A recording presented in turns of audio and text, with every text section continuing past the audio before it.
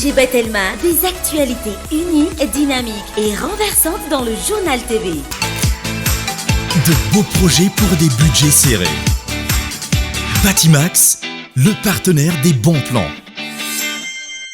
Batimax, la qualité au meilleur prix. L'Ulciano ni fampalalang Vaovao. Réalisez votre rêve d'étudier en France avec PEF. PEF manulcia anao ni fampalalang Vaovao. Parcours études en France, Cap 3000 Anjar. INA, plus raffiné que jamais. ITA, huilerie industrielle de Tamata, isacham tel suluajiv. L'Ulciano ni fampalalang Vaovao.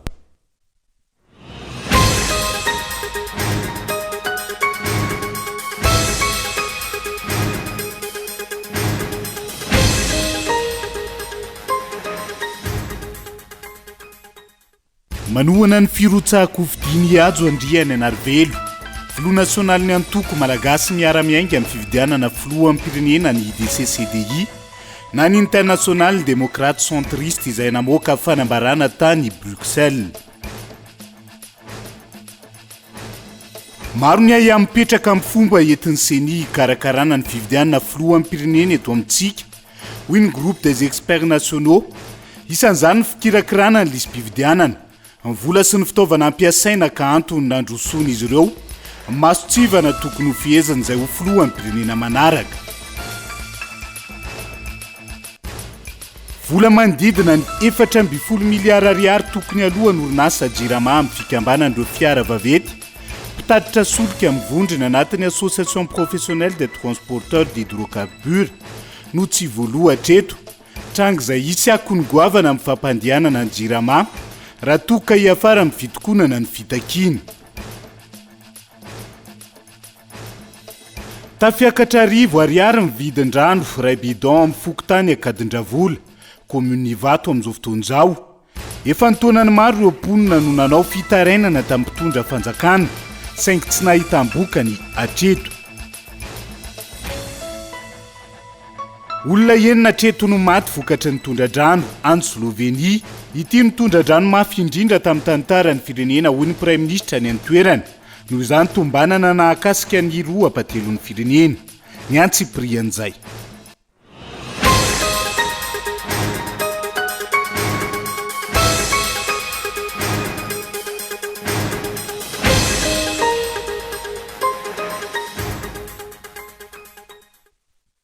Finaritra tonga lasy tonga vavy tonga soa indray ato anaty fotoana ny fampahalalam Vaovao amin'ny tiala ity atena ny araba ary manasa anao ihany koa anaraka izany hatramin'ny farany hoentsika manokatra ny fampahalalam Vaovao. Anao ahoana ny fomba fiasan'ny solitena mpanjakana ny amin'ny lafitany amin'ny fiatrehan'io fividianana io. Manana anjara toerana lehibe amin'ny fahadiovan'ny fividianana izy ireo, azo antoka ve izay? Raha iny taratasy nataon'ny ministry ny atany ho an'ireo préfet sy ny chef district tamin'ny fafito amby 20 Jolay 2020 teo eny ny antsiprian'izay ao anatin'ny matoa an-dahatsoratra.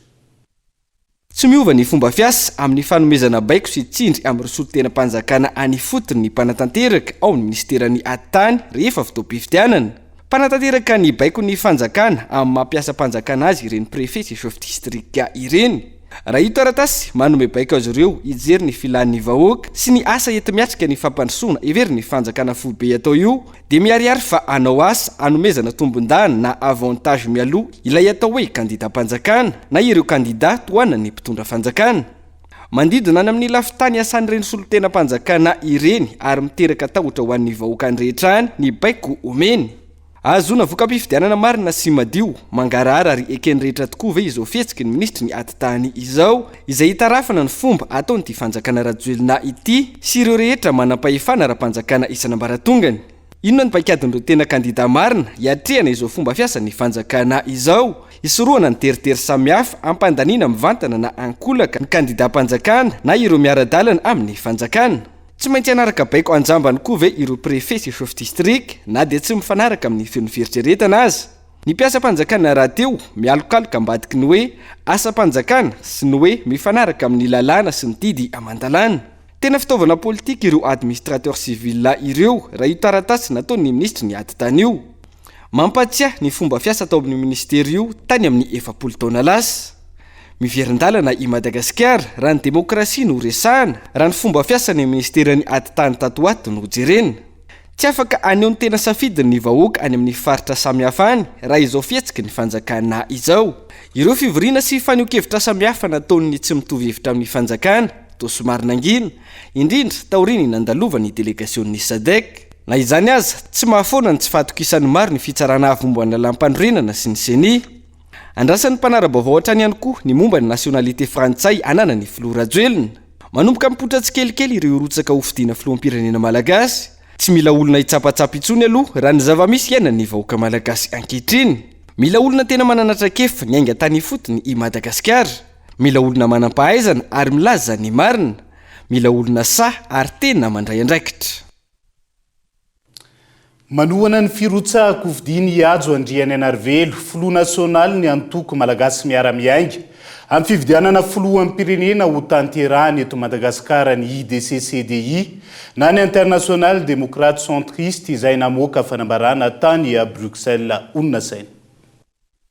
Taorian'ny fanambaran'ny filoha nasionaly ny antoko malagasy miara-miainga iajo andriany anarvelo tamin'ny fomba ofisialy ny firotsahako vidina amin'ny fifidianana filoham-pirenena izay ho tanterahana ny 7 novambra izao ny fihodinana voalohany ary ny 20 desambra ny fihodinana faharoa na ny amin'ny fanohanany ary ny rahasoa azy ny IDC-CDI na ny International Démocrate Centriste araka ny fanambarana izay navoakan'izy ireo tany Bruxelles omaly 7 aogositra 2022. Lalantokana ho an'i Madagasikara ialana amin'izay korotana sy disadisa mamotika ny firenena nandritra ny 20 taona izay ka afana mivadika amin'ny pejy vaovao ny kandida iajo andriany anarvelo ho ny IDC-CDI. Zava-dehibe izorana makany amin'ny zotra-pifidianana madio sy mangarahara ny fahalalana mamory olona ankalamanjany lieu public mialohan'ny fifidianana na ny pré-campagne afana miantoka ny fifandimbiasan'ny mpahefana amin'ny fomba demokratika eto amin'ny firenena sy anatsara ny fari-piainan'ny isan'ny tokantrano. Manao ny ady sisika araka izany IDC-CDI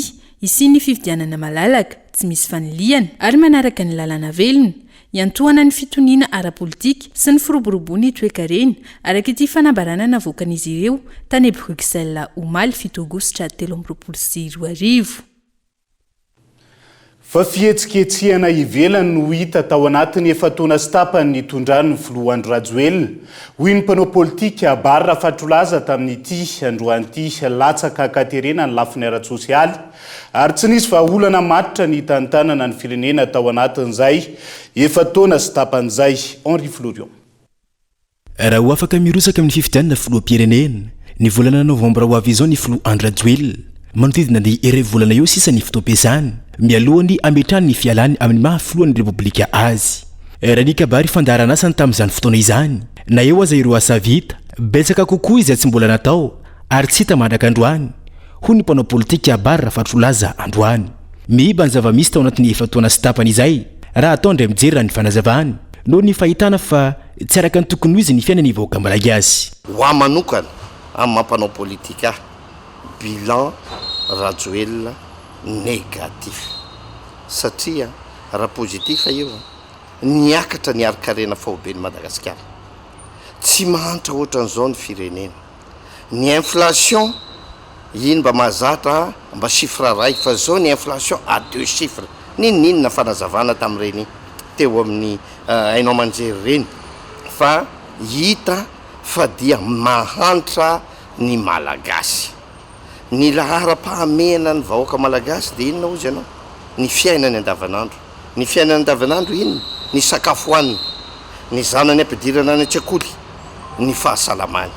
reo ny sosialy. Tsy adino avy amin'izany ny fandriam-pahalemana. Misy ve ireo zavatra reo? Ka amiko manokana raha ozy any manontany na hoe inona positif ave sa négatif dia ozy hoe miiba lazaiko amin'ny teny malagasy ny zavatra misy nandritra n'izay fitondrany Rajoelina teo. Azo tsapaitanana ne zany sanatria tsy fandraratsiana fa oka ny zava-misy ny vahoaka ny mahita an'izany. Aizany tany andiananao tsy mikaikaika n'olona na ny avaratra io na ny atsimo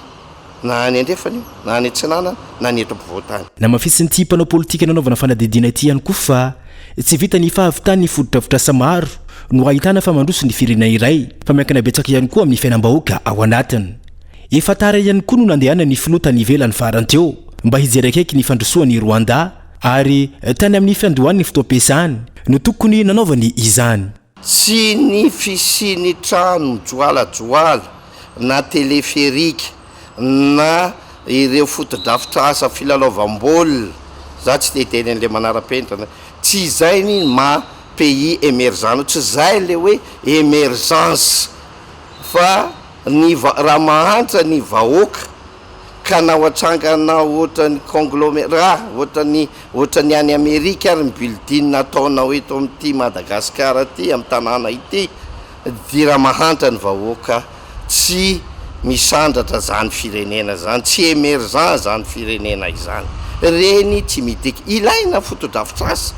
tsy miteny zany hoe tsy ilaina fa ny fantram-bahoaka aloha ny ady voalohany zao moaly ny filoham-pirenena vao manao visite officielle any amin'ny firenena anankiray misandratra ty Afrika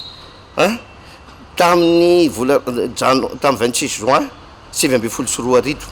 no tonga taty ny vahiny taty nasaina tamin'ny fankalazana ny fetim-pirenentsika ray volana sisa raha ilatsaka izy no tonga zay vao manao visite ara-pomba officialy any amin'ny firenena ataotsika hoe zany firenena rwandais zany firenena aty Afrika anisan'ny firenena misandra alaina modely tsara izany fa ozy fotsiny hoe fa tara tena tara. Ny andro ny 15 ny 9 novambra ho avy izao no hitsaran'ny vahoaka malagasy izao fitondrana mijoro izao. Mbola atokisan'ny vahoaka malagasy iray manontolo izay mpampiindrana fahefana ve sa osolono mpitondra vaovao izay manana vina hanatsaratsara kokoa ny fiainam-bahoaka. Ireny ny fahitany ny antoko politika ny fitantanana ny firenena tao anatin'izay efa taona sy tapan'izay fa makasika vina mizara telo mazava ny vina ny tahina Razafinjoelina mpampianatra mpitantana orinasa no sady mpitarika ny firaisakina ny titandrazana entina mpandrosoana ny Madagasikara araka ny fandarana manokana nataony omaly voalohany ny fanabeazana ny malagasy mitodika amin'ny Madagasikara manaraka ny malagasy nomerika sy ny décentralisation budgétaire ity farany izay isany anomezana lanja ny vondrom-bahoaka itsinja raha-pahefana izay mafantatra bebe kokoa ny olana eny fotony andao rahantsika ny ampany tamin'izay fandarana manokan'izay. Décentralisation budgétaire no ilaina eto Madagasikara fa tsy décentralisation de pouvoir. Pouvoir manaraka fotsiny. Raha te hitsinjara vola sika jery tsara aloha dika le fitsinjaram-bola andao li fanarahana tsara inona dika fitsinjaram-bola raha mamaky ny loi de finance ianareo mahita vola amina miliara maro be ao anatin'ny ministera tsirairay omeko voalohany nareo ministera ny fahasalamana 1200 milliards d'ariary ny vola ampiasaina isa-taona tsy mijeritsika mety misy sabrage moa filazana le fanapahana 1200 milliards d'ariary 1994 izy angamba exactement ao anatin'ny 1200 milliards d'ariary io ataoko hoe misy 300 milliards ariary mety hoe andamin'ity tsy maninona fa ny fantatra aloha zany dia misy 700 milliards ariary isa-taona lanina ao ministerany fahasalamana 700 milliards ariary zany raha zaraitsika amina 119 district zaraina eny anivon'ny district zany lay enti-manana za tsy miteny hoe commune ny tena izy commune fa ny commune tsy mbola afaka mifandray am'lay fanatanterahana am'izao am'le exécution budgétaire moa fitentsika azy amin'ny teknika misy commune sasany efa azo atao ary zay zatra tsy maintsy atao zay commune urbaine rehetra ka manana fifandraisana internet moa ny ilazantsika azy tonga dia ho atao ordonnateur zany hoe afaka mandany volam-panjakana tapitra treo zany le adihevitra hoe ty lalanyity simba volan'ny région sa volan'ny ministère sa volan'ny CUA tonga dia ao amin'ny commune ao Tomasina na eto Antananarivo na any Fianaratsoa no manao ny fandaniam-bola momba ny lalana ho aminy satria maninona izy mahalala ny lalana maika aloha diso zany ministra any birao zany dia miteny hoe mahalala ny lalana maika any Fianaratsoa laingy zany aiza ny alalany an'izany aleo ny be ny tanàna ny mahalala zay zany ny tanjony eny anivon'ny commune nefa moa ny commune sasatsasany mbola tsy mifandray lafa ny district mantsy efa manome eo amin'ny zato amin'ny 7 amin'ny 100 no mifandray afaka mifandray noho izany zany mba eny anivon'ny district tsika no manao an'ilay fitsinjarana fanaovana exécution dia andao ataotsika le 900 milliards zaraina 119 district teo manome amintsika zany 900 milliards ariary zaraitsika 119 district ndao atao hoe 1000 pour être angakaingana kokoa manome atsika dia zaraintsika 365 jours satria isan'andro dia ataovonikajinareo fa manome 20 tapitrisa ariary isan'andro isaky ny distrika manodidina eo amin'ny 720 isan'andro isaky ny distrika ho an'ny fahasalamana zany hoe ny hôpitaly isaky ny distrika re zany CSP anana 20 millions d'ariary fampandehanan-drara isan'andro dia saitsainao amin'izay le tenikandreo hoe dia mety possible zany tsy andovolatsony ny fitsaboana ve apartaoa ny budget ampanjakana zany zavatra zany tsisy fampanantenana hoe ampindrana volany anina na aka volany any volam-panjakana no vakiko dia zaraina mety isy teny anova constitution ve fantaro tsara loi organique loi de finance tamin'ny 5 LOLF dia afaka mametra mpanatanteraka ordonnateur isaky ny commune. Isan'ny vina azo entina mpandrosoana ny fireneny reny raha ny fanazavana ny entiny tahina Razafonjoelina tao anaty izay fandaharana manokan'izay omaly fa hatreto aiamaro no mipetraka amin'ny fomba entiny seni hikarakarana ny fividianana filohampirenena eto amintsika 3 volana tsy atongava ny fividianana hoy ny groupe des experts nationaux tamin'ity androan'ity isan'izany fikirakarana lisy mpividianana ny vola sy ny fitaovana ampiasaina takiny groupe des experts nationaux arak'izany ny fahafehezan'izay ho filohampirenena ny tantara eo ihany koa ny fahasahiana mandravo ireo dina mpanadevozana da mitambazotra mangeja ny firenena fa indrindra ny fananana mari-pahaizana avy amin'ny sekoly ambony izay ekeny ny fanjakana malagasy. Maneho ny aiainy amin'ny fomba fikarakarana ny fividianana filoham-pirenena izay ho tanterana ny 7 volana novambra ho avy izao ireo mpikambana anatin'ny groupe des experts nationaux na ny gène izay nanao fanambarana androany ny fikarakarana ny fividianana izay ahitana tsy fahatomombanana amin'ny lafimaro amin'ny fanazavana. Raha mijerytsika ny projection avy any nataon'ny Instat dia lavilavitra ihany ary raha nanao défi senia dia hoe tany am-boalohany dia 13 millions 500 000 zao izy zao mametraka ny enregistrement io mbola tsy fantatro ny olona iny zany ny voalohany ao anatin'izy dia ny olom-pirenena dia natao hifidy ny olom-pirenena malagasy zany ka raha tsy ao izy raha misy elanelany lava loatra io be dia be io fantatsika fa raha nisy fividianana tamin'ny taona valososo arivo dia teo amin'ny 2 millions quelque teo dia deuxième tour dia tafita ka raha reo le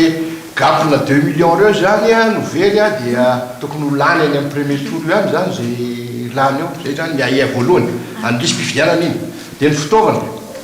raha nijerytsika ny LFR ny loi de finance initiale LFI dia namoaka ny chiffre iny zany nefa ny seni tany am-boalohany namoaka chiffre dia ohatran'ny fahatsapanay hoe dia ohatran'ny hatrany amin'ny asasany mihitsy ty zavatra ity ahoana ny fitaovana sy ny vola entiny karakarana ny fidianatra ity ary tsika koa nefa ny mahita fa miakatra mividy zavatra misy hausse zany na eto sika eto toerana na nive zany hoe tena marina tokony hausse le izy fa tsy ambesy ohatran'io zany AF3 makasika an'le texte io zany lefa nataonay eto am-boalohany eny tamin'ny taona roapolo sy roa arivo zay lefa nanao hoe andao le olona mba jerena makasika an'le texte juridique le cadre juridique nisy fa mizara tokony kitihany aneo hoe ankilany fepetra maro no takin'ny groupe des experts nationaux na gène amin'ireo maniry hitantana ny firenena mandritry ny 5 taona. Ny olona hitondra ny Madagasikara dia tokony hanana ireto toetra manaraka ireto. Malagasy mafy ny tantara, manaiky ny fandovandrafitra, manaiky ny apiatra fanapariam-pahefana tena izy fa tsy sadasada eo amin'ireo vondrona ifotony. Say mandrava ny dinam-panandevozana sy ny tambajotra mangeja ny firenena. Manaiky fa any malagasy rehetra Madagasikara. Mahay miaino sy afaka amin'ny fanakalo-hevitra, mahay mizara sy mampandroso miaraka, tsy manindraindra ny atokony. Vonona anao fanambaram-pananana ampahibe maso eo amin'ny fotoana andraisana ny asa sy eo amin'ny ialany amin'ny toerany. Mana mari-paizana nomeny ny sekoly ambony eken'ny fanjakana malagasy mihoatra ny 70 taona ary efa nitana andraikitra olom-boafidy manaiky ny tsitrovikevitra ny fitsikirana ary mahay miaiky raha misy fahadisoana ny filoam-pirenena dia nampindramina fahefana amin'ny alanany fifidianana ary azo tsaraina ton'ny olo-tsotra rehetra raha toa ka misy eloka vitany aorian'ny fotoam-piasany ny zenina dia mitaky ny fanotsiana rafitra sy ny andraikitra amin'ny fomba tantanan'ny firenena ny fananganany repoblika fahadimy ho tombotson'ny isaparitra sy ny firenena iray manontolo sosikevitra arosiny izaina isoroana ny korotana sy ny disadisa mialoha mandritra ary aorian'ny fividianana ny fametrahana système d'alerte précoce ife anatin'ny fotoana fohy ireo olona mety iseho mandritra izao zotra mpividianana izao ahina ihany koa ny sinitsindry ataon'ny fahefana mpanatanteraka amin'ireo rafi-pitsarana mahefa izay tsara momba ny fizakan'ny filohan'ny pirenena ny zoam-pirenena vahiny sy ny fahefana irotsaka sy ny fahafahany irotsaka hovidiana hoy ny mpandinika fiainan'ny pirenena tamin'ity androany raha izay no mitranga iamafy ny ayay maro amin'ny fitany lany ny fitsarana indrindra ny fitsarana avy momba lalam-pandrenina amin'izao fotoa mpividianan'izao raha ny fanio-keviny hatrany eo ampiandrasana izay didy avoaka ny fitsarana avy momba ny lalam-pandrenana taorian'ny fitoriana napetraka ifanirosoherinaivo ny amin'ny fizakan'ny filohampirenena andrajoelona ny zoam-pirenena frantsay miahany mpandinika raharaha-pirenena ny amin'ny mety sy ny tsindry ataony fahefana-panatanteraka amin'izay didy avoaka izay dernière ligne droite mahakasika ny décision politique izay hitranga eto Madagasikara zany hoe na ty resaka nationalité ty na ny resaka fifidianana dia tsy maintsy ho fantatsika amin'ny ankapobeny atao anatin'ny ray volana ny fanapakevitra rehetra mahakasika an'izay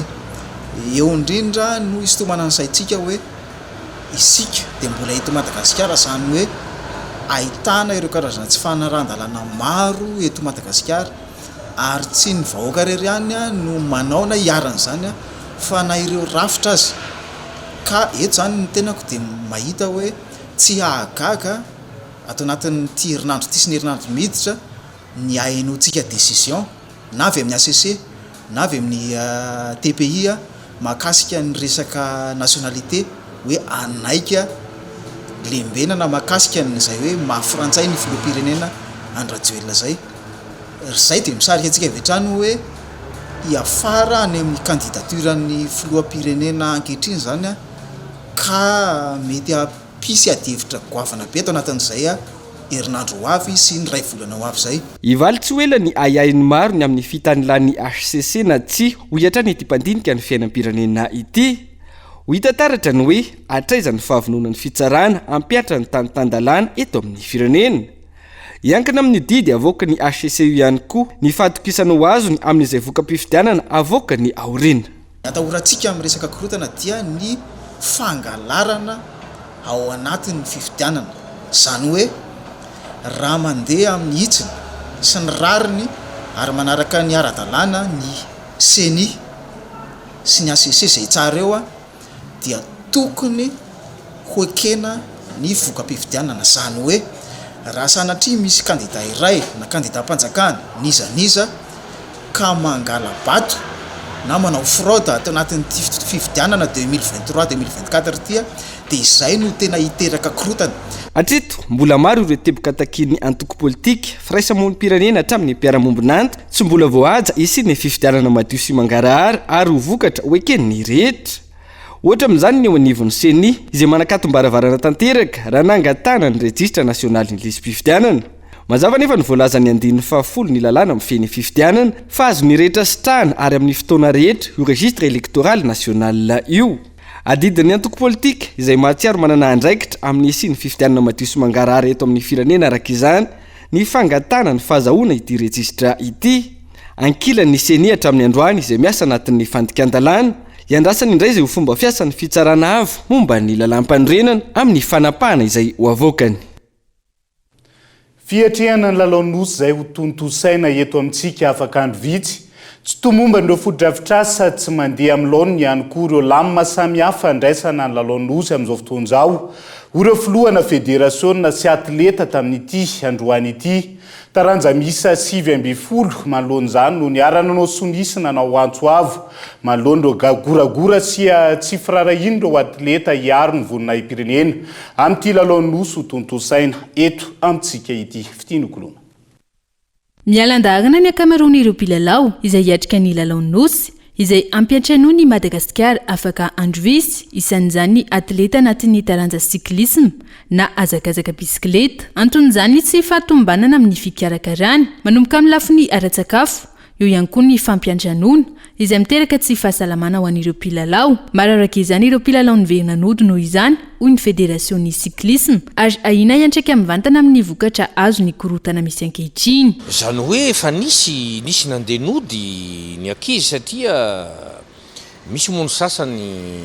aretina bon zany zavatra ny rahantsika mahalala fa salama tsara ve izy avy any aminy any nefa tonga aty izy harary bon fantatsika ny vokatra zay fantatsika tsy vokan'izay fa noho ny antony tsy ara-dalàna ny fikarakarana azy tsy ara-dalàna ny zavatra fanohanana tokony hatao anazy dia zay le izy zany aleo tsorona izy satria araka le taratasy iny hoa voalohany eo le problème na hébergement, faharoa eo ny problème na sakafo, fahatelo eo ny resaka ataotsika hoe fanomanana le atleta. Manahaka ny anay manokana leo hazavaiko le izy izahay zao fanoteny tamin'ny voalohany hoe ny anay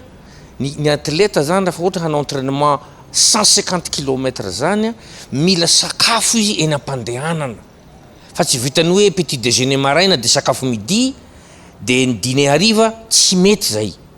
Omena sakafo izy sady omena rano izy nefa hatreto tsy misy zany. Efa nitaraina zahay efa nanome ny menu fa impiry moa zao mitena zay zavatra zay hoe ny énergie lany mpiazakazaka tokony kompensena amin'ny ara-tsakafo. Nefa ny sakafo omena ny atletanay sakafo tsy mahavitana zay zavatra zay de tsy teny ve zay. Anaovan'ny fédération Antsoavy ihany koa ankoatr'izay ny lalana ratsy anatanterahana io azakazaka bisikileta io ireo mpilalao izay tsy mbola nanomboka ny fiomanana noho ny tsy fisian'ny fepetra sy lamina ho an'ny lalana anaovana fifaninanana. Efa nisy tompona andraikitra nanatonana ary efa nitsidika an'ireo point chaud point noir reo zany ny tenanay miaraka amin'ireo milaza moa reo hoe avy ao amin'ny travaux publics de fa nijerena daholo efa nalaina sary daholo le point chaud rehetrarehetra nefa firy jour moa androany zao 15 jours na 18 jours angamba sisa ny anovana ny lalao nefa mbola tsy misy fandraisana andraikitra amin'io lalan'io nefa de tsoroko eto fa tsy raikitra ny course bisikileta raha io tsy vita satria io ny parcours hitanay mba azo iafina amin'ny hanovana hazakazaka bisikileta international zany satria raha tsika mahalala ny état de lalana eto amintsika eto be lavadavaka tsy mety fa io zany efa ny concentrenay tany amin'iny rocade iny zany le izy satria io zany tsy mety misy norme à respecter ny kilométrage indrindrandrindra. Ankoatr'izay isan'ireo taranja nanao siny ary manao antsoavy ihany koa ny tennis araka ny hitana andritra ny fanadihadiana androany tsy mbola nanomboka ny fanomanana ny kianja etsy Ambohidahy izay andrasana ny lalao iraisam-pirenena noho ny tsy fisian'ny enti-manana namboarana ny kianja no anton'izany araka ny loharano Vaovao tsy misy ny fitaovana ampiasaina sy hanavaozana ny kianja izay tokony antohan'ny fédération sy ny ministera piay izay tsy izy zany fa ny ministra ny serasera sy ny kolotsaina Lalatina Rakotondrazavy. Tsy nisy ihany koa ny fiantohana sakafo sy ny indemnité ho an'ireo mpilalao sy ireo staff teknika isan'ny tsedra izany olana izany inarindra izay efa niaro ny voninahim-pirenena hatramin'ny 10 taonany. Resaka fanomanana samy manao ny tsy vitany daholo aloha ny rehetrarehetra misy mikorotana kely dia samy ny joueur aloha zany mame effort rehetra vitany dia samy manao entraînement any amin'izay misy azy aloha zay moa zany nataonay zao. Ohatran'ny hoe misy misy zavatra tsy mety kely foana resaka hébergement sy resaka sakafo fa ny zavatra tena tsy mety hitako zao dia ny terrain zay zao no tena andrasanay satria le terrain mila amboarina dia raha tsy amboarina dia mety marary zay ambony terrain mety menjera sy zavatra ohatr'izany dia izay ny atahoranay zao afaka anaovana entraînement le izy ka fa tsy afaka tenena hoe tena tsara moa zany 12 andro mialoha ny lalao nosy 13 tsy mbola manana ny mpanazatra manokana ihany koa ireo mpilalao raha ny fanazavana hatrany ny coach izay tokony atolotry ny ministera hatramin'ny nanomboan'ny fanomanana izay zara raha misy ny fampivondronana ireo mpilalao ny janona izany 10 andro taty aoriny ohatra hoe zao zany zao tsisy coach amin'ity semaine ity fa mbola miandry ministera tokony manana an'izay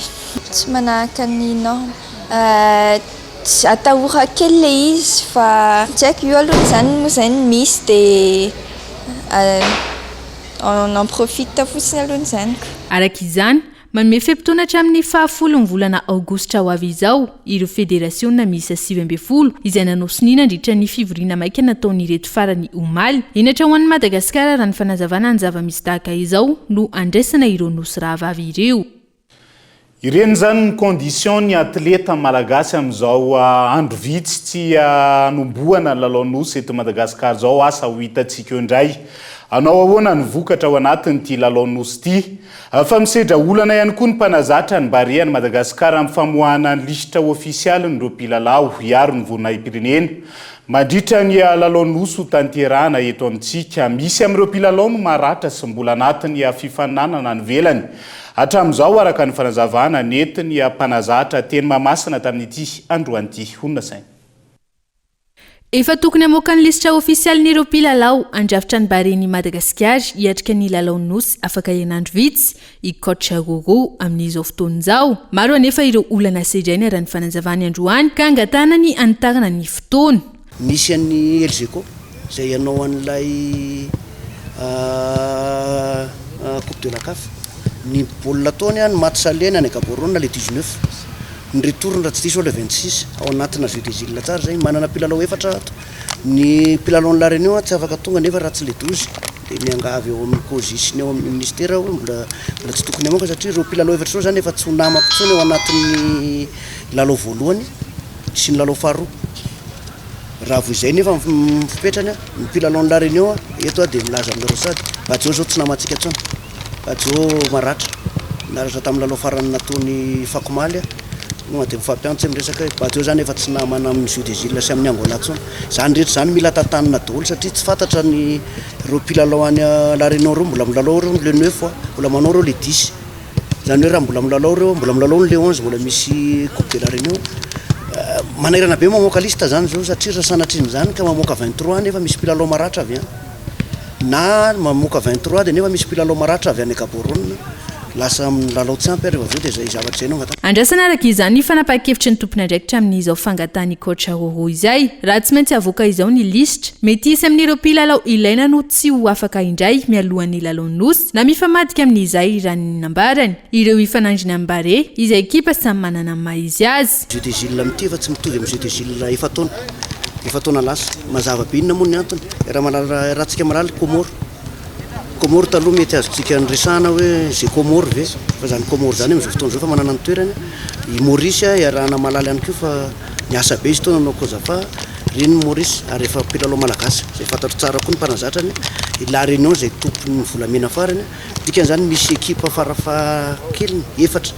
zay samy mety hanana ny herintsika fanamazony mety volamena zany izy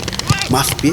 be ny fananana jeu des îles amin'ity fa tsy araka zeritreretin'ny olona hoe jeu des îles dia moramora koa indrindra ho antsika nazotoana ara-tsakafo avy amin'ny orinasa tsy miankina iray androany baren'i Madagasikara ny ekipa-pirenena malagasy eo amin'ny taranja baolina kitra izay 30 taona lasa izay no nandrobaka farany medaly volamena tamin'ny lalao nosy ary hikatsaka ny bata izany indray amin'izao fampiantranona ny lalao nosy izao lafomba vao hafa namoaka fanambarana tamin'ity androan'ity no lafitry ny mpanao gazety eto Madagasikara manoloana ny trangana tsy fandriam-pahalemana izay mahazo ireo mpanao gazety amin'ny perinasa amin'izao fotoan'izao. Isan'izany Martial Vanivakinakaratra sy Gaeton Andriatsilavo izay tony andahatsoratry ny Ko TVFM niara-ny Velboarony Alahady lasa teo. Namoaka fanambarana ny OJM na ny olafitry ny mpanao gazety manoloana ny trangana tsy fandriam-pahalemana mahazo ireo mpanao gazety am-perinasa. Mpanao gazety miisa roa no niara-ny erisetra tamin'ity herinandro ity taorian'ny fanatanterahana ny asan'ny rantatitra izay navoaka ny OJM androany. I Martial Vanivakinakaratra sy Gaeton Andriatsilavo izay toy ny andahatsoratry ny Ko TVFM. Manoloana ny tranga tsy fandriam-pahalemana izay mahazo ireo mpanao gazety mandritra izany fanatanterahana ny asany izany nanao fanambarana ny olafitry ny mpanao gazety manameloka ny trangana erisetra rehetra mahazo ny mpanao gazety ny olafitra ary mitaky ny fiarah-miasa amin'ireo tompona orinasa gazety ny anamafisana ny fepetra iarovana ny ain'ireo mpanao gazety indrindra ireo voatery miasalina miantso ny fitondrana mahefa anamafy ireo fepetra fitandroman'ny filaminana eto amin'ny tany sy ny firenena izy ireo araka ny fanambarana hatrany. Dia izay ihany koa no hoentintsika amin'ny sendo vetivety ao anaty doka fohy mandrapitafa vetivety ary.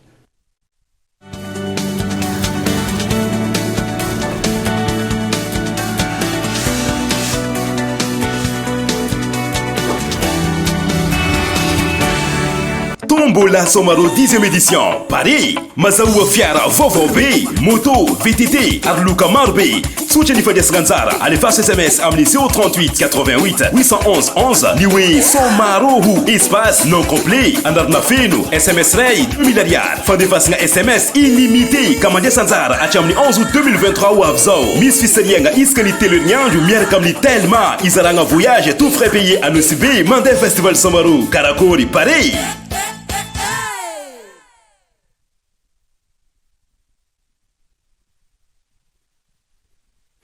Ina dia vita amin'ny soja voafantina mba hampatsiro ireo karazan-tsakafo karakarainao. Ny menaka Ina dia ahitana oméga 3 sy oméga 6 ary ara-pahasalamana no ny otrikaina entin'ny soja. Ina ilay menaka manome tsirony nandronao isanandro.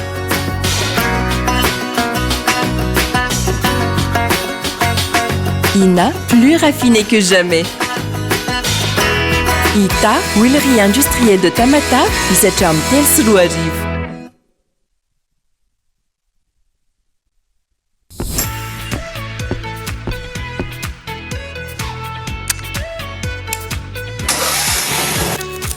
Des équipements abordables et de qualité. Batimax, le partenaire des bons plans. Batimax, la qualité au meilleur prix. PEF, parcours études en France. Réalisez votre rêve d'étudier en France avec PEF. Après le bac, optez pour l'option 2+1, 2 ans à Madagascar et 1 an en France pour obtenir votre bachelor. Vous avez la licence? Optez pour l'option 1+1, 1 an à Madagascar et 1 an en France pour décrocher votre master. Plusieurs filières et spécialités dans 2 prestigieuses écoles en France. Le groupe EMA et l'Omnes Éducation. Parcours études en France, Cap 3000 Anjar. Contact 038 45 085 85 020 85 085 85. Financez vos études avec le crédit PAC étudiant de la PMI Madagascar.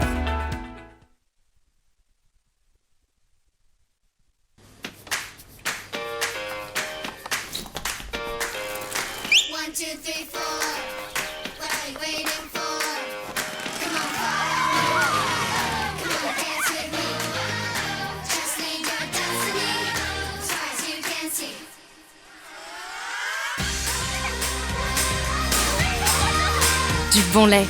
une crème onctueuse. La vie, ça se dévore comme un kiwi. Kiri, kiri, kiri!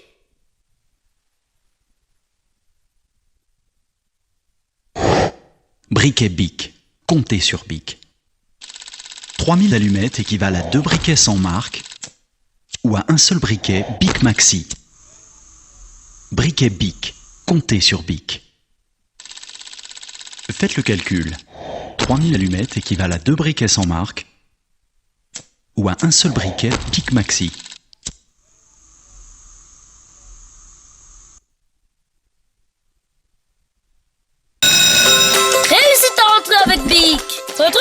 magasins habituels, les crayons de couleur et les feutres Big Kids, les ardoises et marqueurs Velleda,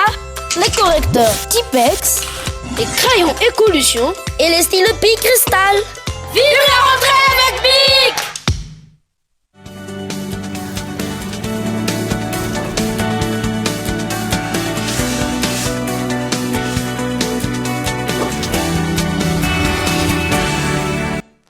mamena ny arabatra ny tonga kilasy tonga vavy tonga soa indray atao anatin'ny tapany faharoa amin'ny fampalalam-baovao amin'ny tiality vola manodidina ny 4 miliara ariary izay tokony ho alohan'ny orinasa jirama amin'ny fikambanandreo fiara vaventy mpitatitra solika mpiara-miasa amin'ny jirama mivondrona ao anatin'ny association professionnelle des transporteurs d'hydrocarbures ny Tsivoloa amin'izao fotoana izao tsy voahaja ihany koa ny fifanarahana natao tamin'ny orinasa hoy ity fikambanana ity araka ny taratasy izay nalefan'izy ireo amin'ny ministry ny angovo sy ny akoranavo isy akongoavana amin'ny fampandianana ny orinasa jirama raha toka hiafara amin'ny fitokonana ny fitakiny ireo fiara-pitatitra solika ireo hoy ny mpifamakafaka fiainam-pirenena tamin'ity androan'ity Henri Florion. Tsy mazava ny politika ny fanjakana momba ny orinasa jirama hatramin'izaka hatramin'izao ka mahatonga ireo lesoka maro samihafa izy eo anivon'ity orinasa mpanjakana ity hoy ny mpamakafaka fiainam-pirenena Serge Zafimaova androany. Ankoatran'ireo trosany orinasa teo aloha nivoaka tamin'ny fanginy ihany koa ny fikambanan'ireo fiara vaventy mpitatitra solika mpiara-miasa amin'ny jirama izay mivondrona ao anatin'ny association professionnelle des transporteurs d'hydrocarbures araka ny taratasy izay nalefan'izy ireo eny anivon'ny ministry ny angovo sy ny akoranavo. Vola manodidina ny 4 miliara ariary no tsy voalohan'ny orinasa jirama amin'ireo mpitatitra solika ireo amin'izao fotoana izao ary tsy voahaja ihany koa ny fifanarahana izay napetraka araka ny voasoratra ao anatin'ny taratasy nataon'izy ireo ity hatrany. Le izy angamba ny politika amin'ny fanjakana angamba moa zany mila jerevana politika ny jirama hoe raha ny tena marina ane izy io tokony mandeha amin'ny la machine ny solika de rehefa aveo zany point d'éclatement zany Tananarivo de miaingeto zany le point d'éclatement amin'izao fotoana zao moa zany le izy miainga avy anatao masina zany le camion mpitatitra solika zany rehetrarehetra zany ataoko hoe anisan'ny mametraka olana satria lasa mampitombo koa zay nisany ataontsika hoe ny tomobile mandeha amin'ny lalam-pirenena ny solika eny no karazana ataontsika hoe lalandra ny firenena anankiray ka miakina amin'le mpitatitra solika zany le solika no zany mino zany fa tsy maintsy mahita vahaolana zany ny mpitondra fanjakana alohan'izay hoe 12 ny volana aogositra zay raha tsy mahita vahaolana ka mitokona mpitatitra solika de hoy za hoe mety misy loza mitatao zany atao amin'ny firenetsika hoe amin'ny lafina ekonomika azadiny zany fa tsika ny amin'izao fotoana zao mahatonga le ariary ataontsika hoe miandanja satria tsy ampy ny vokatra vokaritsika indrindra zany ny vokatra zay ahondrana makany ivelany vao maika zany tsy ho ampy ny vokatra vokaritsika raha mitokona mpitarika solika zay. Hisy ny goavana ho an'ny fiainam-bahoaka sy ny fiainam-pirenena ity olana misy ity raha ny fanazavana trany ary hiamafy ihany koa ny olana misy eo anivon'ny orinasa jirama mitaky vahaolana maika ity olana ity hoetrany ty mpamakafaka fiainam-pirenena ity. Kene samy mahafantatra fa efa manana olana ao jirama zany amin'le resaka contrat amin'le fitantanana tsy mety sy misy contrat samihafa zany tokony jerena de miampy indray amin'io resaka vola io satria izy tsy vola kely 14 miliary d'ariary ka le izy zany rehetrarehetra zany mila vahaolana maika hoe kendaina ve le jirama zany tsy fantatra daholo zany ny anisan'ny olana jirama ny ohatra fotsiny zao hoe ny ro ataontsika hoe ro tranom-panjakana na institution io na organe sy ny karazana tsisy mandovola ny jirama zany rehetrarehetra zany anisan'ny olana nefa le izy rehefa mijery anao ny loi de finance de rehefa mijery anao ny exécution budgétaire de mipetraka tsara ao le vola tokony aloha ny jirama ny resaka jiro sy ny resaka rano ka niary zany ny fomba fijeriko azy hoe ny fanjakana koa zany tokony mba ataontsika hoe modèle voalohany amin'ny fandoavana ny vola ny jirama. Nilaza ny tsianeo hevitra ny fikambanan'ny fiarabaventy mpitatitra solika mpiara-miasa amin'ny orinasa jirama raha nanontaniany ny mpanao gazety tamin'ity androany ity fa miandry ny valin'ny taratasy izay nalefan'izy ireo eo anivon'ny tompon'andraikitra isan-tokony andrefepetra enitra izy ireo raha toka ka tsy voava ny olana mialohany daty ny 10 aogostra ho avy izao asiana ampikorotana ny famatsiana herinaritra indray araka izany ity tranga ity raha iroso amin'ny fitokonana sy ny fanapahana ny fiara-miasa ireo tompotatitra ireto amin'izao fitakiny izao ia mafiatrany ny fahasahiranam-bahoaka raha toka tonga amin'izay fitokonana izay indray reto ampitatitra solika ireto ny fahasahiranam-bahoaka amin'izao fotoan'izao izay resaka rano manokana dia efa tafiakatra R1000 ny vidin-drano iray bidon ao amin'ny fokotany Akadondravola commune Ivato amin'izao fotoan'izao efa nitaonany maro ireo mponina no nanao fitarainana tampitondra fanjakana saingy tsy nahitambokana izany hatreto no ny alaviran'ny toerana kanany rano no mahatonga fidangany vidin-drano io rano fanazavana R1000 ny rano iray bidon eto amin'ny fokotany Akadondravola commune Ivato izay tsy ampy 20 km mialan'ny renivohitra antaonany maro no efa tsy zarizary ny famatsiana rano avy amin'ny orinasa jirama ary izao tapaka tanteraka izao nandritra ny volana maro hoy ireo mponina mampiakapeo manoloana izay tsy fisitrahana rano fisotro madio avy amin'ny orinasa jirama izay araka izany izy ireo voatery maka rano any amin'ny faritra ivelan'ny commune toy ny Antalatamaty Ambohibao no io tsy fisihan-drano io tena fijaliana ny anay ny rano aty aminay sady ny pompe ny rano jirama tsy tonga any aminay any anaty tanàna be any dia ny rano ny lavadrano koa nefa maina ny andro dia ritra dia lasa manarama olo ary ambany ary maka rano amin'ny pompe R1000 ny anay ny bidon iray tonga ao an-trano dia lasa mitsitsy zany izay rano ampiasaina lasa tsitsiana daholo tsy mba afaka manara-pohatry ny olona rehetrarehetra fa mitsitsy isy mihitsy tena tsy mandeha mihitsy efa ela zany mipetraka teto fa tsy tena mijaly rano tsisy rano mihitsy teo amin'ny 6 ans ngaman'izay ny tena hoe tena mivarotako teto fa tena tsisy rano mividy foana izay efa nisy ny fitarainana natao tamin'ireo ambaratonga-pahefana saingy tsy mbola hita hatramin'izao ny fandraisana andraikitra ho hatrany ireo mponina efa ela fa mataonana dia nefa ny any Ambojanary any zao hitanao hoe mandeha foana ny pompe fa eto amin'ny party anay eto dia ohatr'izany fijaliana foana fitarainana dia misy foana ary ezahana tefany amin'ny tompona andraikitra any amin'ny ambaratonga ny jirama ilay izy dia tsy haiko hoe izay angamba le tonga amin'ny fitenenana angamba hoe misy miaino ve fa tsy efa taoko angamba efa ho tapataona angamba an'izay zany ny saina ny faharetany izay tsy fahanianany rano izay ety zany misy secteur maromaro dia misy secteur faritra makany Ambojanary any zany misy ihany mandeha dia ny olona rehetrarehetra any daholo zao maka nefa mbola somary lavitra eto amin'ny toerana le eto tanàna le misy an'izay pompe izay ireo fokotany rehetra ao amin'ny commune Ivato no misedra ity olana eo amin'ny famatsiana rano ity maro ireo fampanantenana efa nataon'ireo mpitondra raha ny fanazavana saingy tsy nisy ny fanatanterahana izany miandry fitokonana sy fidinana andalambe hatrany ve ny tompona andraikitra vao hamaly fitakiana hoy ireo mponina ao amin'ny fokotany Akadondravola sy ny manodidina androany miaina tsisy rano mandritra ny taona maro asa manahoana ny fiainana ao anatin'izay fa miverina amin'ny laoniny tsikelikely amin'izao fotoana ny toedra ra eo anivon'ny kinapy sahony filakevy mpitantanana tamin'ity androany ity ireto faran'izay nilaza ny roso amin'ny famerenana ny volan-kaisa anatin'ny fotoana fohy Daniela Mino Arso iroso amin'ny famerenana ny volan'ny kinapsa anatin'ny fotoana fohy ny filapikevy mpitantanana eo anivon'ny kinapsa raha ny fanazavana efa misy ny dingana fampirarahana manokana amin'ny famerenana izany raha ny fanazavana trany ny momba ny hoe famerenana vola atao mikesy ary efa nyteneko tampiasa foana zavadray dia ny hoe efa nahazo tsodrano tamin'ny ministera fitantanam-bola sy ny ministera-ny asa sy ny lalàna sosialy izahay zany hoe anao zay amerenana ireo vola ireo angy anaraka ny tokony izy efa mandeha zany zay processus eo anatin'izy fa io koa zany tsy hoe androany anao miteny dia rapitso anao dia miverina daholo le vola fa tsy maintsy misy fampirarana ireo raha tsy mety mifampirarana tsy maintsy mandeha makany amin'ny fitsarana zany dia any zany manapaka hoe zao zany fomba amerenana sy atongavany vola ty amin'ny kaisy raha toka vaovany olana teo amin'ny fanesorana ny restriction budgétaire sy ny fanendrena tale général vaovao eo anivon'ny knaps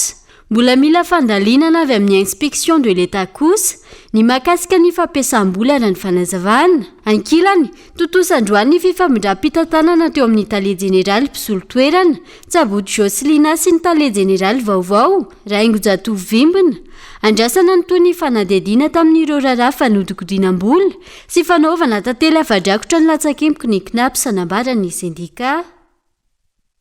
Iazo antoliara vetivetsika ao anatiny ty vaovao manaraka ity nanatanteraka tatitra ho an'ny vahoaka ny toliara ny fomba fiasa sy ny zavabita ny commune ambony vohitra toliara amin'ny mpanoditsaina iray eo anivon'ity commune ity omaly samba no nisy mpanoditsaina sananao ampamoaka ny zavamisy eo anivon'ny commune toliara ambony vohitra hatramin'izay.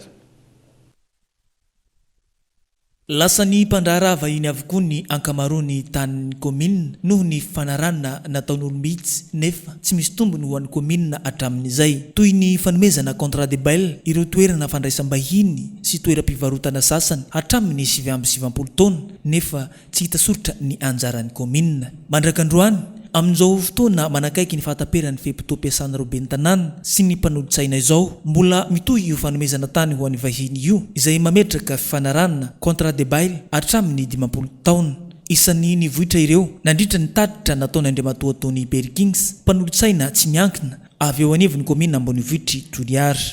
Maro raha tsy haivaoka ny Toliara eto hatramin'izay ka hatramin'izao commune urbaine Toliara ny nanafanana taloha maro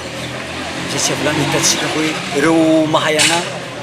hôtely mahay anahy zao io be mihasin'ny commune urbaine Toliara taloha io misy any accès banque io zao jardin zara laimongo io ireo misy Amazon ireo jardin ireo misy alliance française ireo jardin ireo maro ny fananana commune urbaine Toliara fa lavorava tsy misy io zao mba farany io iadiako am'izao homenany chinois 50 ans io zao mba fara fananana commune urbaine Toliara zay koa mba homeny mpivahiny ndraiky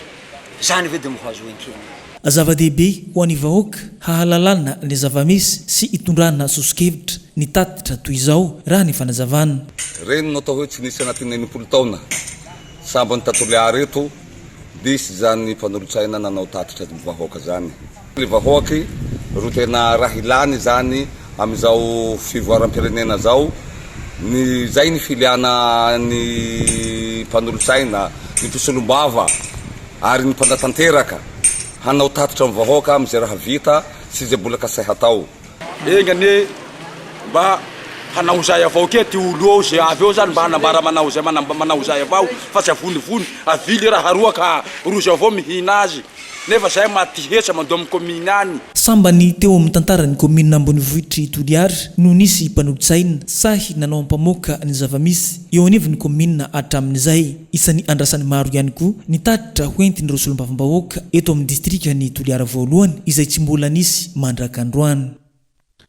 Lafomba vao hafa mitarika hatrany amin'ny fahafahanjaza na ny tsy fahazoanjaza ho an'ny vehivavy ny fiompiana saka raha toka tsy misy ny fitandremana momb'izay hoy ny mpitsabo nanaovana fanadihadiana tamin'ity androanyity trango izay matetika azy vokatry ny aretina tokso plasmo izay teraka ny votsaka hoy ny manampahaizana manokana momb'izay ity aretiny ity izay nahitana tranga maro tato anatin'ny volana vitsy raha ny fanazavana. Mitombo isa ireo marary ny aretina toxoplasmose na ny aretina azo avy amin'ny fiparitahan'ny volontsaka eto Madagasikara amin'izao fotoana hoy ny tompona andraikitra eo anivon'ny toeram-pitsaboana tsy miankina izay nanaovana fanadihadiana androany tsy sakana ny tsy ompiana saka izany raha ny fanazavana saingy maro ny fepetra tokony ajaina sy fitandremana ataon'ireo monina miaraka amin'ny saka etsy ankilany vitsy amin'ireo mpiompy no mahafantatra ity aretina ity. Tsy de misy olana ka fa misy mantsy ny olona miteny ihany hoe ohatrohatra raha miompy saka dia lazain'ny olona makarary ohatr'izany hoe volontsaka io zany makarary nefa raha ohatra anahy manokana aloha tsisy fiantraikany tsisy zany nefa ny zanako ireo matetika amin'ny lalao saka foana fa zay nefa efa 5 taona zay niopiko saka fa tsy non tsy mbola misy fiantraikany amin'ny zanako aloha hoe maninona ny zanako hoe miara-matory amin'ny zanako mihitsy izy iny tena miara-matory aminahy dia rehefa matory amin'ny atandra zao rehefa eo dia eo aminahy eo izy zay le hoe tsisy fiantraikany aloha hatreto aminay le hoe volontsaka. Maro ireo voka-dratsy ara-pahasalamana teraky ny fiparitahan'ny volontsaka ka ilaina fitandremana manokana ho an'ny tsiraray raha ny faneho-kevitra ireo mpitsabo. Irtoan'ny vehivavy bevoka izay tena hoe anisany ka maromaro tranga maromaro hitanay tao anatin'ny volana maromaro izay hoe mitondra an'izay timokaretina toxoplasmose izay tena hoe anisany mahatonga ny fahafahan'ny zaza ao anatin'ny tranonjaza ao zany zany hoe miteraka le hoe avortement zany dia anisany ihany koa miteraka malformation an'ny zazakely izay tena hoe maro dia maro tokoa ny malformation ana zazakely amin'izao fotoana izao. Raha ny fanazavana hatrany afaka miara-miaina amin'ny olombelona ny saka ary maro ihany koa ireo tombontsoa azo amin'ny fiompiana azy raha tsy ilaza fa tsy niady amin'ny pesta entin'ny voalavo na eo azy izany ilaina fitandremana ho ny mpitsabo. Tsy aivina marina isaky ny 7 aogositra ny andro iraisam-pirenena ho an'ny saka. Tsy ny saka araka izany no ratsy fa ny fitandremana no ilaina trany amin'ny zavadrehetra. La maresaka iraisam-pirenena olona misa 9 treto no maty vokatry ny tondra-drano any Slovenia. Ity ny tondra-drano mafy indrindra tamin'ny tantaran'ny firenena hoy Prime Ministre ny antoerana noho izay tombanana mahakasika ny 2 ny firenena. Pluie torrentielle et inondation. Ora mikija, tondra-drano mahery vaika, ireo no nandravarava tao Slovenia. Ity ny loza voajanahary mafy indrindra tamin'ny tantaran'ny firenena hoy ny Prime Ministre any antoerana. Vokany, faritra maro no dibo-drano ary maro ny fahavoazana. Ho an'ireo tompona ndraiky mpanjakana, indrindra ny ministra misehana ny fototra-afitrasa na ahafahana nakalesona ny fisian'ny tondra-drano ka iova ny laharam-pahamehana ho an'ireo tetikasa sy hanangana fototra-afitrasa manomboka izao. Eo amin'ny sehatra nasionaly, tombanan'ny gouvernemanta ho mahery ny 5 lavitrisa euro ny teti-bidiny fahampotehana mandidina ny 2 ny firenena ihany koa no voakasika ka antony antsony ny firenena fanampiana eo amin'ny sehatra iraisam-pirenena isan'ny efa nitondra ny tantsorika ny vondrona eropeanina angidibino natolotry Hongrie sy Croatie raha toa ka mpamonjy no nalefan'ny Allemagne. Une équipe de protection civile. Mifarany tondray ny fiarahantsika ho an'ny androany akasitrahana feno ianao nanaraka ny fampahalalam-baovao mandrapitafa ho amin'ny manaraka indray atomboky lasy tombovavy aloha batoko.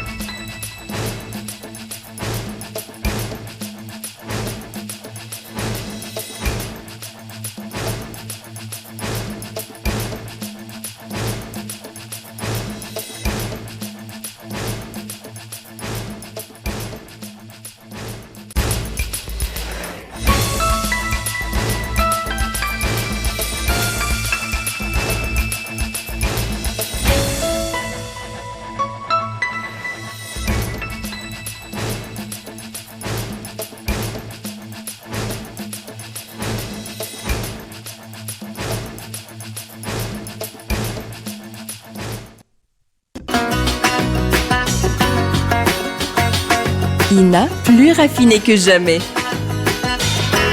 ITA, huilerie industrielle de Tamata, Isacham Telsuluariv. Vous a présenté Ni Vaovao. Réalisez votre rêve d'étudier en France avec PEF. PEF nanolotra ho anao teo ny fampahalalam-baovao. Parcours études en France, Cap 3000 Anjar. De beaux projets pour des budgets serrés. Batimax, le partenaire des bons plans. Batimax, la qualité au meilleur prix. Vous a présenté Ni Vaovao. 5G Batelma, des actualités uniques, dynamiques et renversantes dans le journal TV.